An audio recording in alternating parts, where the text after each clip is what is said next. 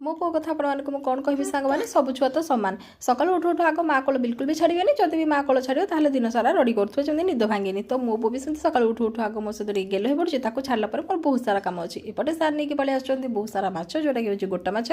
आउ मो पुओर खुशी तो कहले न सर आपने तो जानते छाड़ खाइटू स्टार्ट हो जेहतु कार्तिक मासटा सारा खाया खिया जाए ना